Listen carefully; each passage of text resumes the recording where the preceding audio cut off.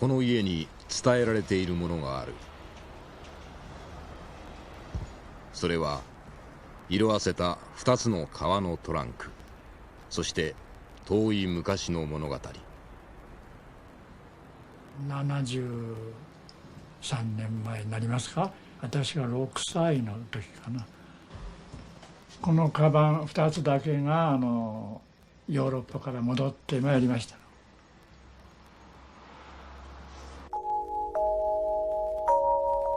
73年前、ヨーロッパから帰ってきたのはこのトランクだけだったという。これは黙して語らぬトランクに秘められた一人の女の物語。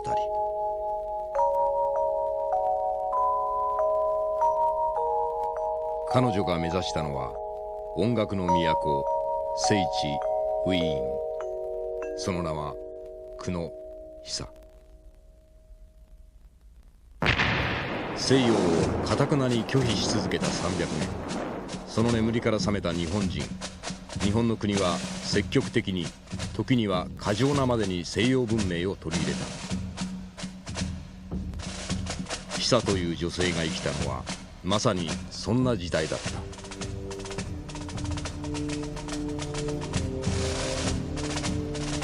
日本における洋楽の創創期、彗星のように現れた天才ピアニスト久野久。彼女こそは日本で生まれ日本で育った純国産ピアニスト第1号といえる存在だった。我が国の代表すべきですね、ピアニストがついに出たと。ヨーロッパのこれまで追いつけ追い越せ欧化政策を進めてまいりましたけれども、そのような理想とするヨーロッパに近づけるような、あるいはもしかして被験できるようなですね、ピアニストがやっと日本から出たんだと、そのような思いがその当時の人々の中にあったと思います。人々は久の弾くピアノ、その調べを通してまだ見ぬ西洋に思いを馳せた。久自身も自らの指先、鍵盤を通し本場の音へ、そして生涯の恋人へ思いを募らせていたのである。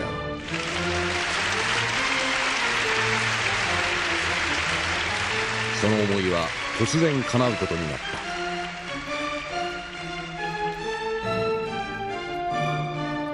時の文部省が久に音楽の本場ヨーロッパへの遠征を命じたのである。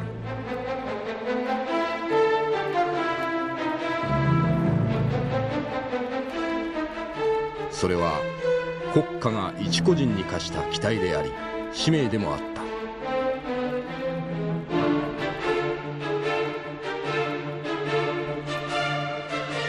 しかし待ちわびる人々のもとに届いたのは華々しい活躍ではなく、久の自殺の衝撃だった。たった一人、頼るものもなく、何を思い何のために自ら死を選んだのか。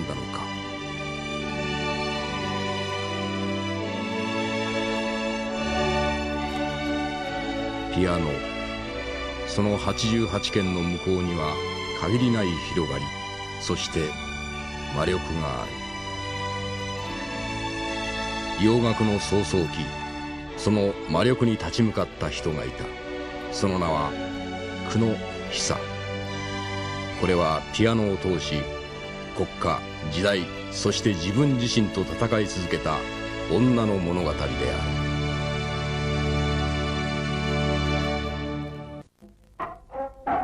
る。邦楽の世界、その調べは他に比べるもののない日本独自の音の世界である。その音に慣れ親しんだ人々にとって初めて耳にした洋楽の演奏、そして旋律は驚きであり未知の世界であった。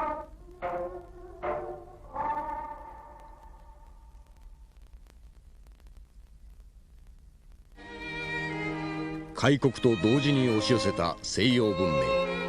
突然の津波の前に人々は戸惑い、そして飲み込まれていった。時には消化不良を起こしながら。それは音楽の世界も同じだった。明治の初頭、庶民たちがわずかに接する洋楽の匂いとはバイオリンなどの弦楽器くらいのものだった。国によって半ば強引にされた開国だが、その直後から日本は300年のうちに溜め込んだエネルギーを放出するよう外に向かい始めた。富国強兵の名のもとに西洋に追いつき追い越そうとしたのである。ピアノの誕生の著書を記し、明治大正の文化に詳しい西原実さんが語ってくれた。ヨーロッパ、アメリカの列強に並ぶような国力と軍事力と、つまり富国強兵でございますね。それから文化的な意味に、あるいは建築様式でもそうでありますし、絵画でもそうでありますけれども、そのヨーロッパを模範としたような国家に作り変えていこうと、そういう理想があったと思います。音楽におきましても、ヨーロッパ、ドイツのモデル、あるいはアメリカを経営してのモデルといったものを導入して、音楽を行っていこうという方針が確かにあったわけです。音楽教育の普及を目指す明治政府はピアノの導入を推進した。だがその裏にはある思惑が隠されていたのである。音楽教育、つまり唱歌教育そのものが国策だったと思うんです。つまり全国の教育機関で一つ同じ歌を歌わせる、そのことが、例えば「君が代」の斉唱にも現れてきましょうし、それから歌そのものの中に、国家とは何かということ、あるいは皇室とは何かとか文化とは何かというものが込められていきますから、そういった幼児教育の中に、あるいは上層教育の中にですね、国策として音楽を重視していこうと、そういった方針があったと思います。弦楽器はなかなか難しいですね。それから管楽器ということになりますとどうしても用途が限られてくる。伴奏で弾く楽器としてはピアノは最適だったわけです。そしてそのためには音楽教育のための教師の育成、さらに全国の小学校へのピアノの普及が必要不可欠だったのである。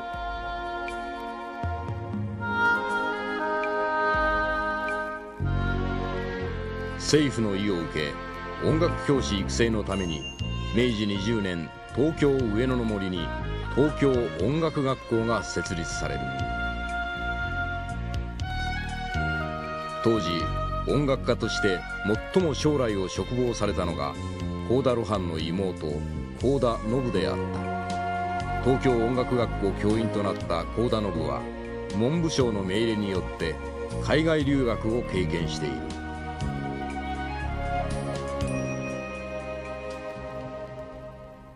そして幸田信が国内に持ち帰った洋楽が花開く時がやってきた。明治38年のある音楽表。ことに久野城がそなたの軽快なる一曲はその宗師の運用巧妙にして飛燕の中空に半々たるがごとく。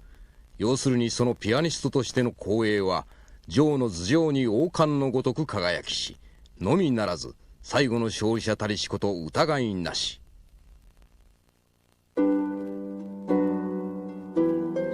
まさに絶賛ともいえるそのピアニストとは幸田信の教え子であり、東京音楽学校本科2年に在学する生徒久野久である。ピアノの鍵盤に触れてからわずか4年目、18歳のことであった。久の登場によって日本の洋楽界は初めて本格的なピアニストを得たのである。日本を代表するピアニストであり、久野久の生涯を記した中村弘子さんが語ってくれた。東京芸術大学で、ここの早くも国産第1号のピアニストということで、今日は比較にならないと思いますが、しかし和製ピアニスト第1号としてはやはりずば抜けていたんではないかと思います。突然彗星のように現れた久の演奏は瞬く間に多くの聴衆を魅了した。邦楽の絶えなる調べに慣れ親しんだ人々を驚かせたのはそのエキセントリックなまでの激しさだった。この激しさこそ久野久というピアニストの生涯そのものだったのである。それはまさに魂の音走りだった。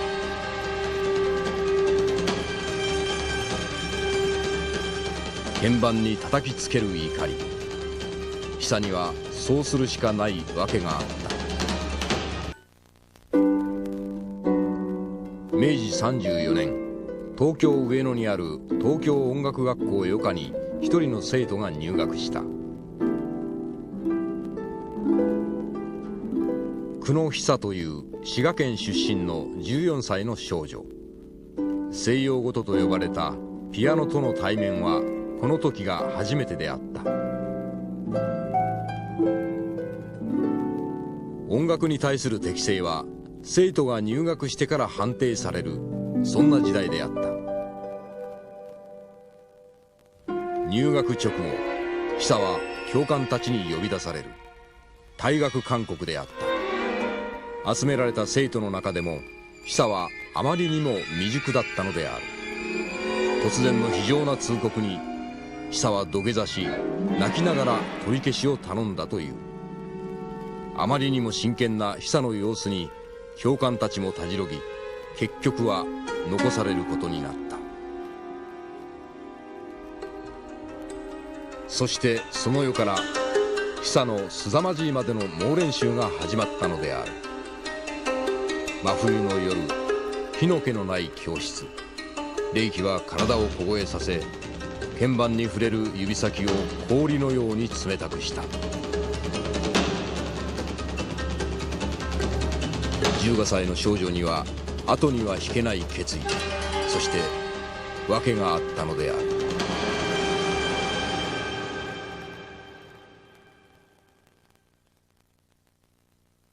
明治19年、久は質屋を営む久野安家の次女として滋賀県大津市で生を受けている。その久を不幸が襲ったのは3歳の時だった。神社の石段から転落し、一生残る障害を足に負ってしまったのである。明治の時代のことである。障害を持った人間への優しさやいたわりなど顧みられない時代であった。このことが久の生き方を決定づけたのである。障害を背負って生きていかなければならない妹。その身を案じた兄は音楽で身を立てさせようと東京音楽学校へ入学させたのだった。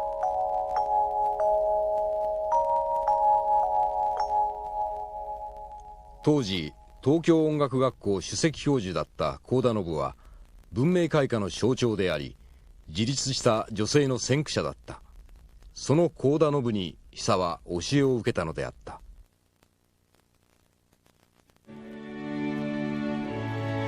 生きていくために選んだ洋楽の世界だが、ピアノの鍵盤に向かい対話すればするほど久はその魔力に引き込まれていった。その頃の久の生活、自宅にピアノが入ると起きている間はいつもピアノに向かっていた。徹夜で練習した挙句、ピアノにもたれて仮眠を取るのもしばしばだった。そして支度もそこそこに、朝食のおにぎりを食べながら登校する。美しい容貌でありながら全く自分には無頓着。そんな久の姿は東京音楽学校の生徒の間でも異彩を放っていた。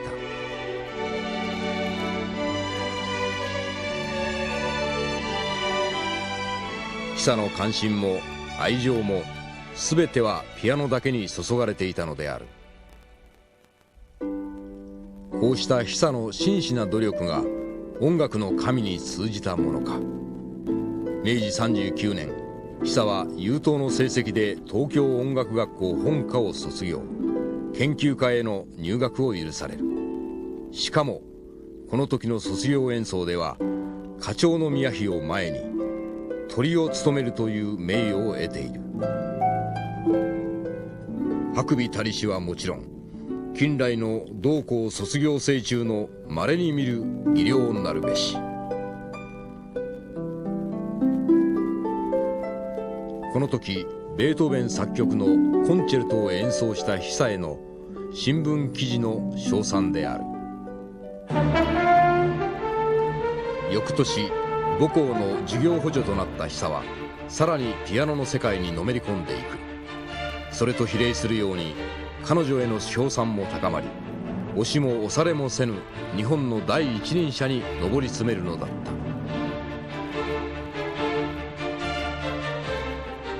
久の勢いはとどまるところを知らなかった。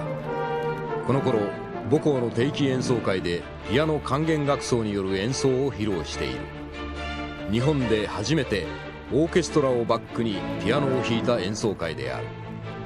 そして明治43年助手から助教授へ、初めて鍵盤に触れてからわずか10年目のことであった。助教授となった久のもとを一人の少女が個人レッスンのために訪れている。文豪森鴎外の娘森まりである。この時のことを彼女は後にこう書いている。私には一つの恐ろしい思い出がある。久野久は天才であって人柄もひどく変わっていた。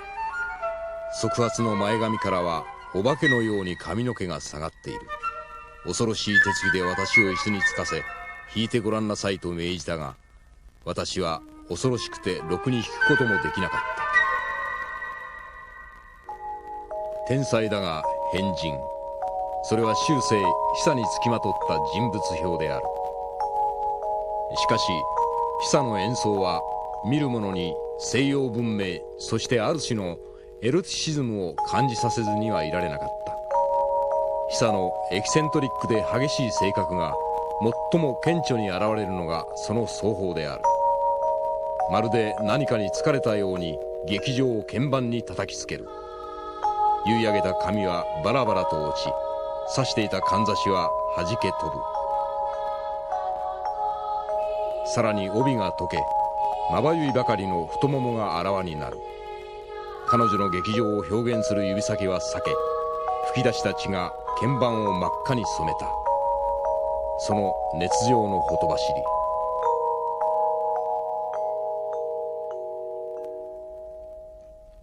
中村弘子さんが久の弾き方を再現してくれた。まず、大変椅子が低い。で椅子が低くてこの、手首が低いということはこういう形になります。でこういう形になって一生懸命弾くとどうしても指が上がってしまう。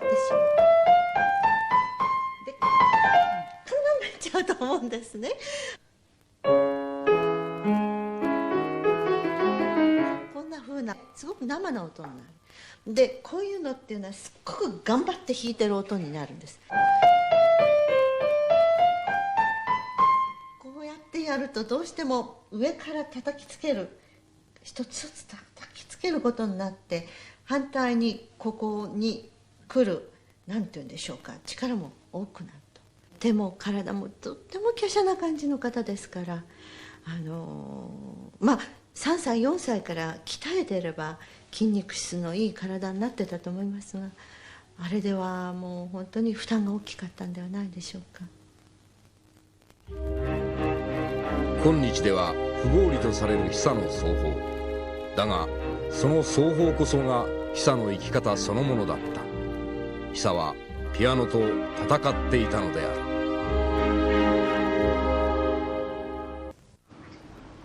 旧東京音楽学校コンサートホール奏楽堂。その資料室にはここで活躍した歴代の音楽家たちの記録が残されている。その中に久の写真も飾られていた。助教授に就任した久は毎年のように演奏会を開き、その度ごとに称賛を受けている。明治43年文部省主催第2回夏季講習会閉会式で演奏。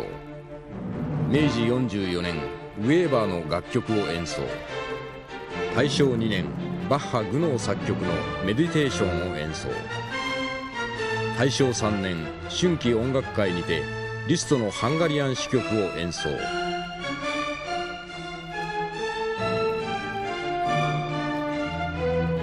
久は日本で初めてファンを持ったピアニストだったのである。全ては順風満帆だった。だが久の運命を大きく変えるある事件が待ち受けていたのである。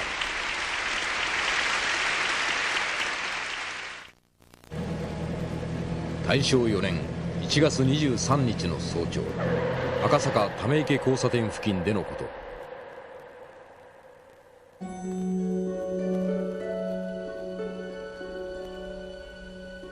その日の朝日新聞夕刊に、この女性の身元はという記事が載る。行き倒れの女性の身元を問うものである。その女性は警察によって病院に担ぎ込まれていた。傷の具合、発見の際の状況から見ても、車にはねられたまま何時間も放置されていたことは明らかだった。激しく頭部を打ち、肋骨も数本骨折した女性は、手当てにもかかわらず意識を取り戻さなかった。数日後、身元が判明する。久野久だった。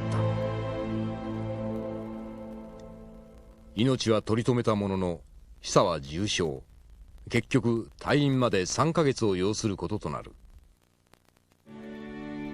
二度と自分には演奏の勘が戻らないのでは。復帰への重圧、自らへの不安に久は苦悩した。そして絶えることのない恐怖から逃れるように久は恋にのめり込む。終生独身を通すことになった久にとってただ唯一の恋、それは音楽の聖人と呼ばれるベートーベンへの限りない愛だっ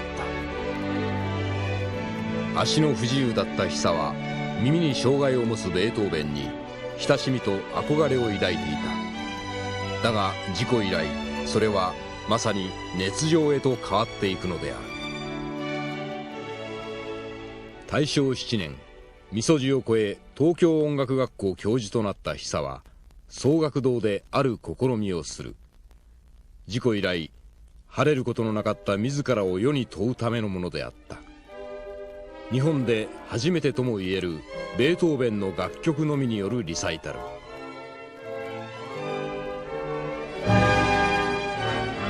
久、初めてのそして最後の恋。愛するベートーベンが残した楽曲譜面を通し、自らの指先で感じるのであった。彼の心のほとばしりを。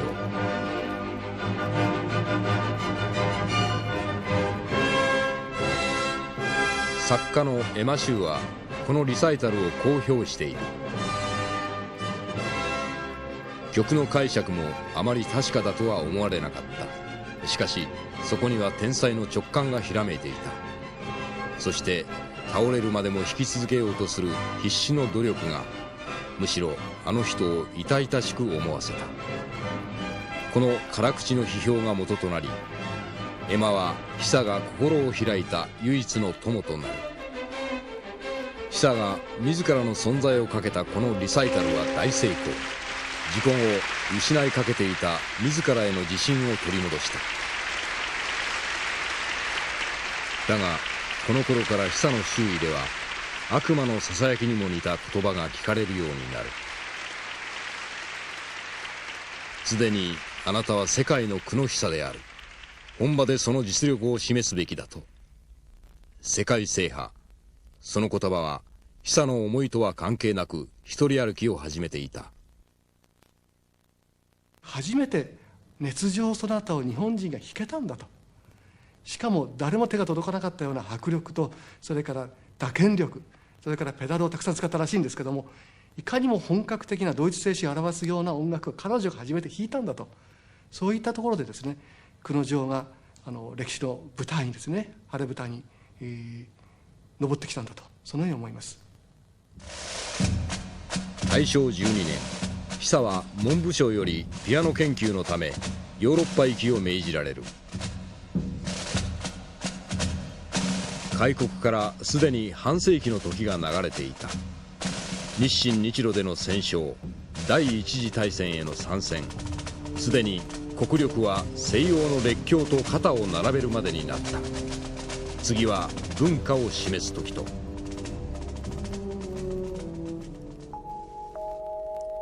だが久久には大きな不安があった。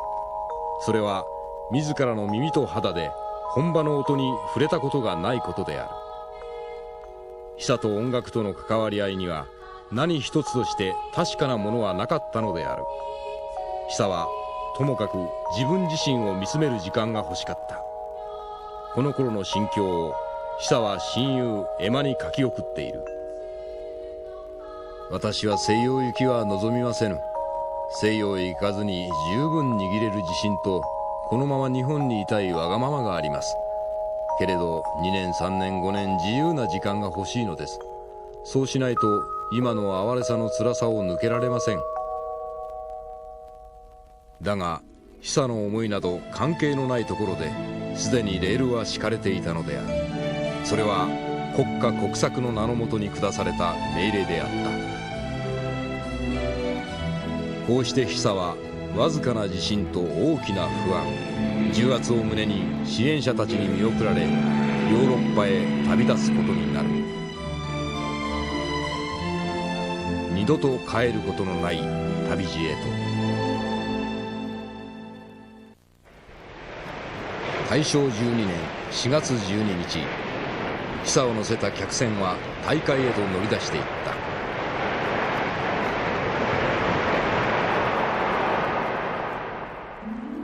3ヶ月に及ぶ船旅を終え、久がベルリンにその第一歩を記したのは大正12年7月のことだった。押しつぶされるような不安とわずかな自信を胸に、久は本場のコンサートに通い詰めた。初めて肌で接した本場の音は久に衝撃を与えるのに十分だった。翌大正13年、久はベルリンを去りオーストリアのウィーンに向かう。この地にどうしても会わなければならない人がいた。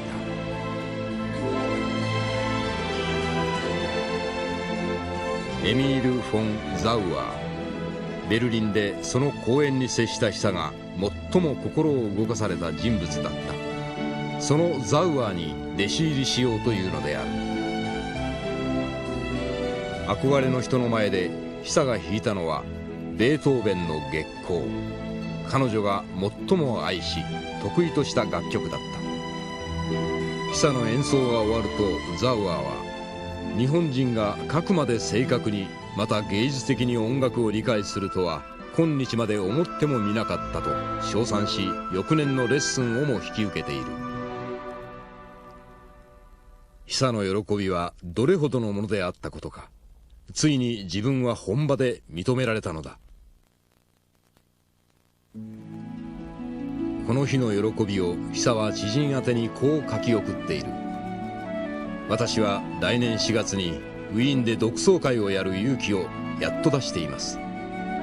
さらに久はベルリン、パリ、ロンドン、ローマでも公演を開き、大成功のうちに凱旋することを夢見ていた。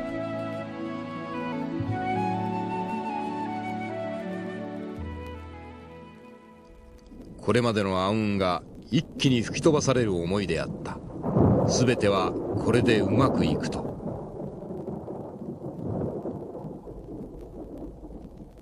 だが翌年ザウアーのもとを訪れた久に、彼は優しくしかしはっきりと言い切った。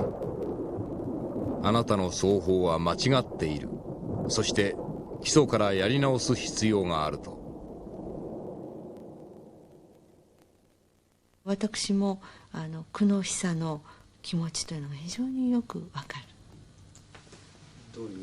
つまり私はそれまで15歳で日本のコンクールで1等を取って、これはピアノの部門では後にも先にもなんか初めてだということなんですけども、そして NHK 交響楽団の世界一周旅行で演奏会して、あれこれ大変もてはやされて、でその後で行ったニューヨークのジュリアード音楽院で、ここではロシアの先生に習ったんですが、その先生があなたは大変才能があって素晴らしいと、だけど基本がダメだからもう一回やり直しましょうねと言って、それこそお指の形から直されたんです。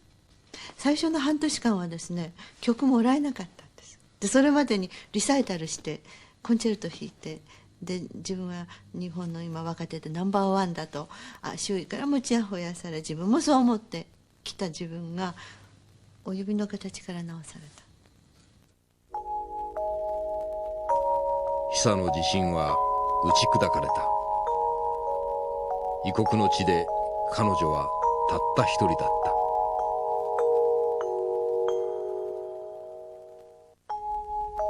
ザウアーの元を訪れた直後、久はベルリンの知人宛てにこう書き送っている。近々ウィーンを去ります。英仏意と回りまして、いつ日本に帰りますか。ちょっと予定はつけていません。そこには久の心の動きを伺い知る言葉はなかった。大正14年4月20日、ウィーン郊外バーデン。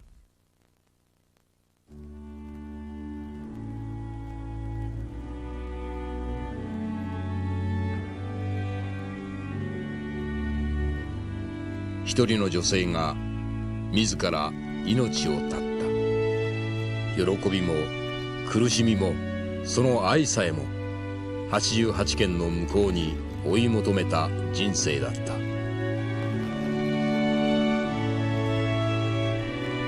中庭で発見された遺体は清掃し、着物の乱れを防ぐように両足を紐で縛ってあったという。その日は春の日差しがさんさんと降り注ぐうららかな日であったと記録されている。久野久、享年38。この地は久が追い求めた永遠の恋人ベートーベンの終焉の地でもあった。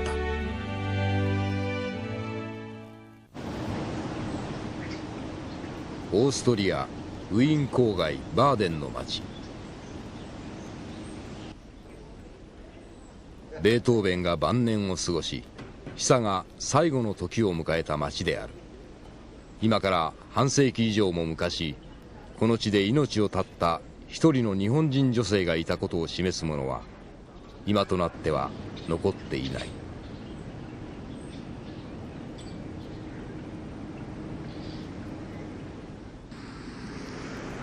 久が最後に暮らした場所、ホテルヘルツォーグホフ。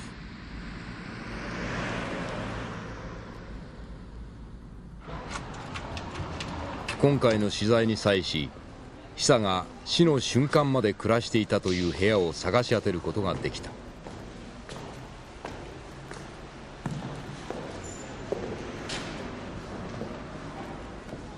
今は営業されていないこのホテルの中にも、半世紀以上昔久が滞在した痕跡も匂いさえも残されてはいなかった。数限りない人生の往来を見つめ続けたホテルも今は何も語ってくれようとはしない。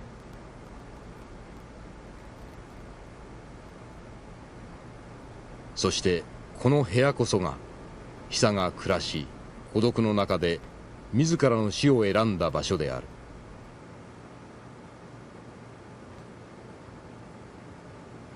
当時と変わることのない景色が窓の向こうに広がっていた。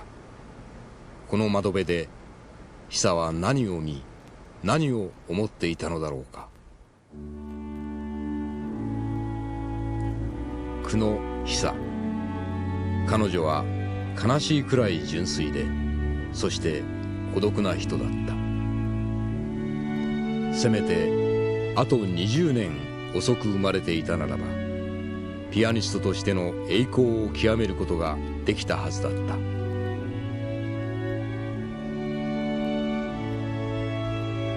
彼女のせめてもの救い、それは永遠の恋人ベートーベンの魂のもとで眠れること。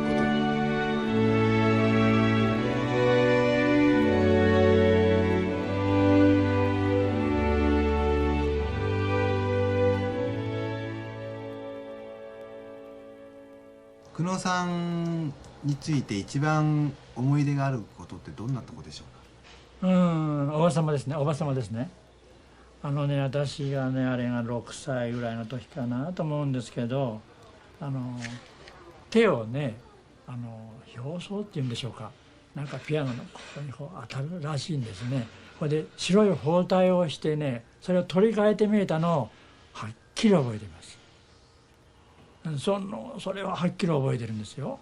じゃあ家にいる時は包帯をしてたわけですか？してみえた、取り替えてみえたんだと思いますけどね、いたそうでしたよ。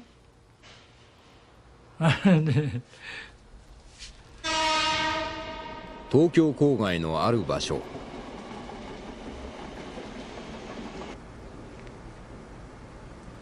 この場所に半世紀の遠い過去から今日に久の姿を伝える品が静かに眠っていた。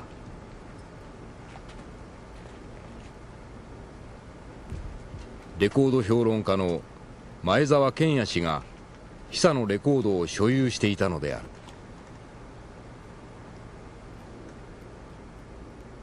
久が東欧の直前に吹き込んだものである。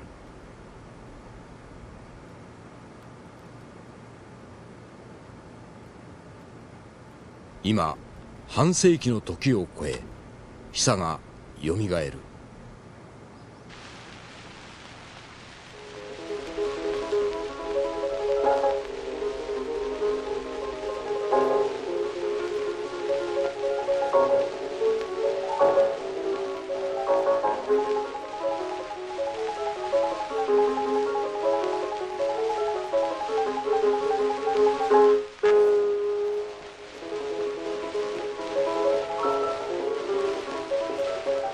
明治、大正、たった一人で国家を背負い戦いを挑んだ人がいた。人は彼女を天才とも非人とも呼んでいた。